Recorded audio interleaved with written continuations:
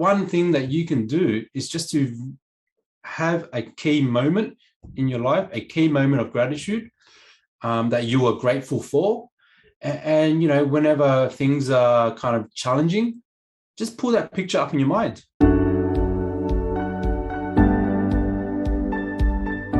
Hi everyone, my name's Sonia Kavanagh and this is the Insight for Positive Change series, where I speak with experts in the counselling and coaching world with the aim to help you in your personal growth or healing journey. And this is episode number 4, and I'm really delighted to have my guest for today for our chat, and that is Quang Nguyen. How are you, Quang? I'm doing well, thanks, Sonia. I'm doing well, and I just want to say what a privilege for me to be on episode number 4. Thank you for thinking of me. I love that you're here with me today. And when I think about people that I want to interview, your face came up, and I thought, what can I talk to Q about? So people watching, Q is another name that Quang goes by, and when I thought about you, I thought of gratefulness, humility, and all these other qualities. But so I really wanted to, talk about living a life of gratitude today. But we kind of met through a mutual friend, Brendan Rogers, I think. Yeah, I think that might have been how we met. Definitely. And we had a 2.5-hour coffee meeting. Yep, so it was I remember. We had coffee, we had kombucha, we had everything. But we haven't broken my 3-hour coffee with Brendan as yet, but maybe after lockdown we can see how we go with that. Sounds like a challenge. Sounds like it's something to strive for. Absolutely, definitely. All right, so our topic for today is living a life of gratitude. And it's such an important thing, especially in the age that we live in, the times that we live in, of trying to practice, gratefulness. But for you, I'd just love to hear,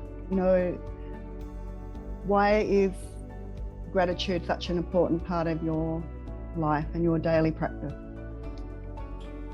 Thank you for asking, Sonia. I mean, we as people kind of choose. I'll go back again. We kind of assume that our emotions are dictated by the events happening around us.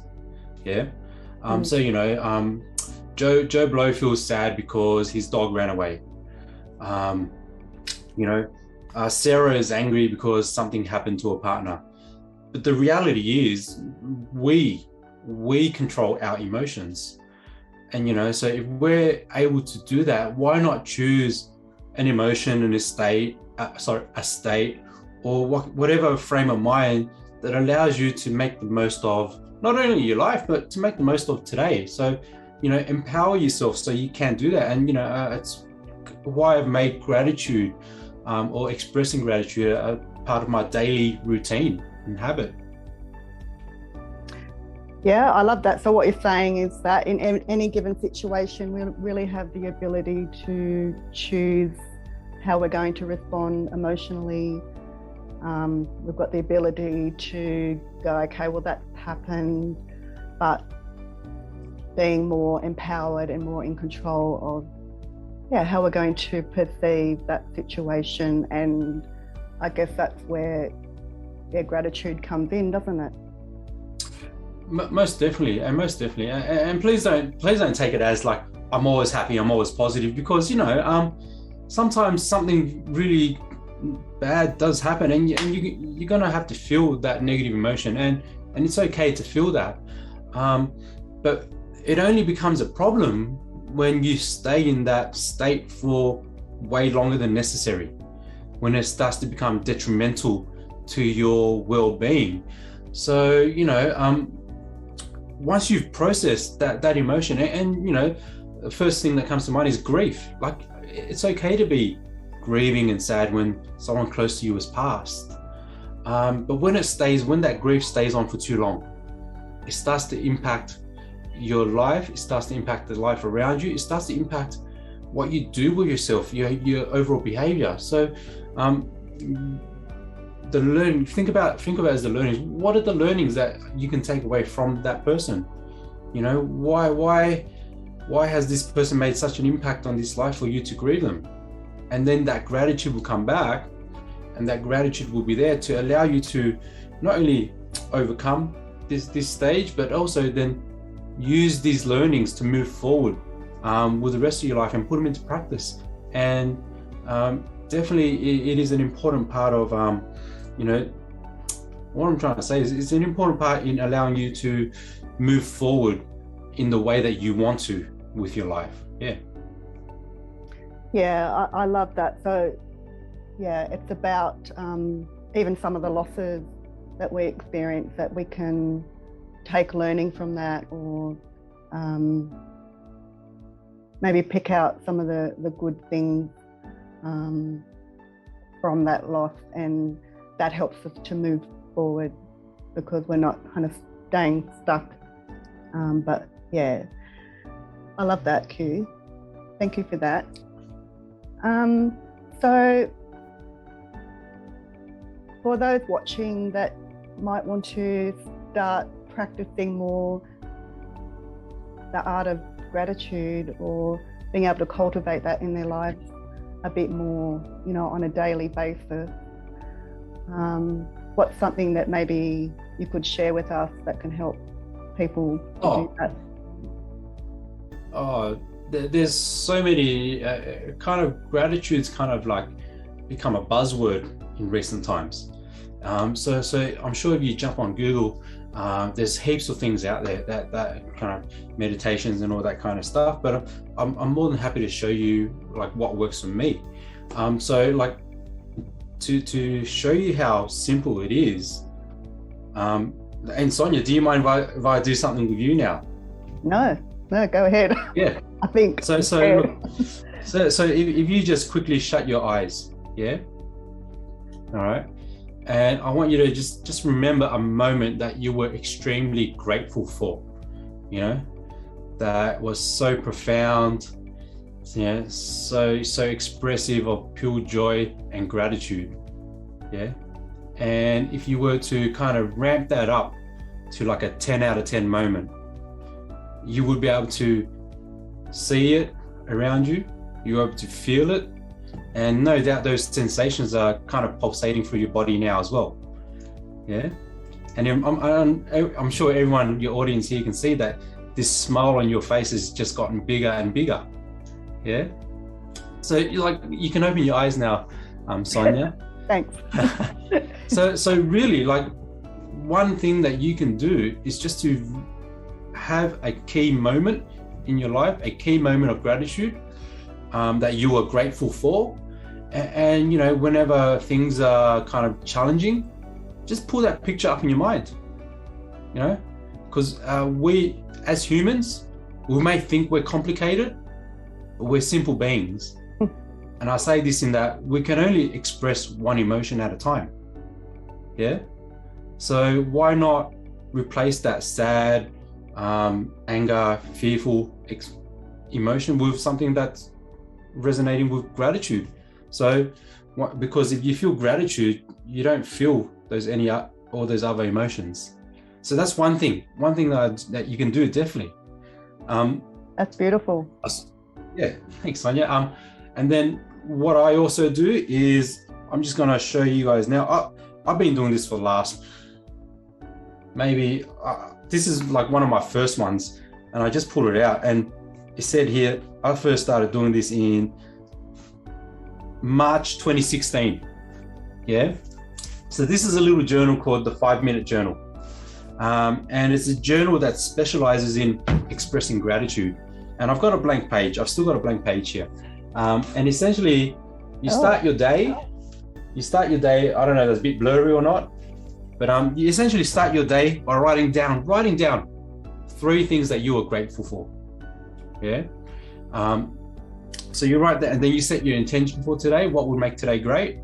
And then in the evening, And it's called 5 minutes because you spend 5 minutes in the morning, 5 minutes in the evening, and then in the evening, just write down 3 things that went well for yourself. And it allows you to see the moments that have kind of made a positive impact in your life, because we are busy. Life is busy, and we kind of forget. We need to make sure that our kids are fed. We need to make sure that we're at events on time, that kind of stuff. But you take a moment to reflect on the things that have made a profound impact on your day, you can't help but smile. You know? I love that. And at the beginning of the day as well, to already start thinking of things that we're grateful for. And I love that. Yeah. And so it's really important to, like, in the morning is when you are most vulnerable, because when you're asleep, this is kind of like a next level kind of consciousness thing, but when you're asleep, you're unconscious. So your mind's working away, kind of mapping out the future and that kind of stuff. So in the morning is when you're most vulnerable to all the information that comes into your world. It's kind of like a reset. So instead of making the phone the first thing you do, you pick up, you check your Facebook messages, whatever, instead of letting that be the most impactful thing in your day, why not express some gratitude to start your day on the right foot, on the right note, so that you can get through whatever comes your way that day. And I was reading this morning that when we practice gratitude, it actually increases our level of happiness by about 20%. But that's that can be a lot for some people, and just that it releases a positive emotion that we need to balance out the things that are happening to us or even in the world today. Most definitely. I can't remember the name of the exact research, but like in 2003, researchers and scientists started to do a study on gratitude, and the impacts of expressing gratitude daily. And they found that when you express gratitude daily, you sleep better. I'm just fortunate I sleep well anyway. So, but you sleep, like for people who struggle, who wake up throughout the night, they sleep better. Absolutely. There's a reduction in their physical pain, and there's a generally an increase in a greater sense of well-being. But the last thing is that the I guess sticking point to the research was they found that people, by expressing gratitude daily, had improved their ability to handle change. And as we all know, life is about change. Things are always evolving and changing. So why not give yourself that skill set, that capability to not only just tolerate change, but handle it and strive through it. Yep, I love it. That's great. So many benefits to practicing gratitude. The holistic approach, isn't it? Most definitely. And you're not perfect at practicing gratitude, and I'm not perfect at doing that. So I'm just wondering if you could share for a couple of minutes a personal experience where maybe you found yourself stuck and you're having a real battle to try and see positive things or good things or being grateful. You want to share something about that? I'll take a risk to share like an event that happened when I was a teenager and what I learned from that and how I carry it through now. So being the eldest of 5 Vietnamese children, a lot of responsibilities fell on me. So my dad at the time had asked me to carry out a particular task that I did not want to do. I wholeheartedly did not want to do, but because I told myself that I am the eldest, I'm responsible, I did it. And it crushed me. So the next day I didn't really want to spend, I was just down. I didn't want to spend the day at home. So as a teenager, I jumped on the bus, and I've always had a happy spot. I jumped on the bus, jumped on the ferry, and if people know, it's Shelley Beach out in Manly. Beautiful, beautiful part of the world. And I spent the day there. I spent the day just, and it was just fortunate. It was a beautiful sunny day. I spent the day there, just admiring, just people watching, seeing them being happy, admiring nature. And then at the end of the day, I was just reflecting that my dad is who he is. I know he's doing the best with what he has, with the skills that he has. But at the end of the day, I'm just grateful to be in the country. I'm grateful to be here. I could have been in Vietnam, I could have been anywhere else, but I'm here in Australia. So one thing I learned from that moment is you can change your environment to make it easier to express gratitude. Because sometimes you're just in a place where it's really hard to be grateful, So change your environment. So, and an example of how I use that now is for the parents out there. I've got 2 young boys, a 7 and 5-year-old, and they're cute too. Yeah, and the youngest one is very strong-willed. And so we're fortunate enough to live in a beautiful part of the world where our backyard backs onto a reserve. So whenever I feel myself like getting overly frustrated, and it's okay to be frustrated, I was like, man, this kid's gonna be the end of me. But once I let it out, I go into the backyard. I just look at the trees, change my environment. I look at the trees, see them, the branches and the leaves moving in the wind, and I just say, like, we're pretty lucky to call this home, Like, yes, the youngest one is strong-willed, but hey, I will miss it. Like, if he's not here, I will miss it, So you express that gratitude, and then when you come back in, from a space of love, from a space of gratitude, it lets you handle that challenge from a different perspective, probably from a way that will connect and resonate more with him or others out there. Yeah, so it's almost opposite to the exercise you did with me with my eyes shut. It's more you noticing with your eyes wide open what you're really thankful for and grateful for, even in the moment. Most definitely. Or a combination of both as well. So change your environment and then do the visualization as well. Yep. Beautiful. I love it. And if people want to hear more of Quang's story in how his family ended up being over in Australia from Vietnam, you can go on to the Culture of Things podcast, and it's episode number 24. I memorized that, and you can hear, just a wonderful story, and you will definitely understand where that that value of gratitude comes from as well. So I think that ends our chat for today.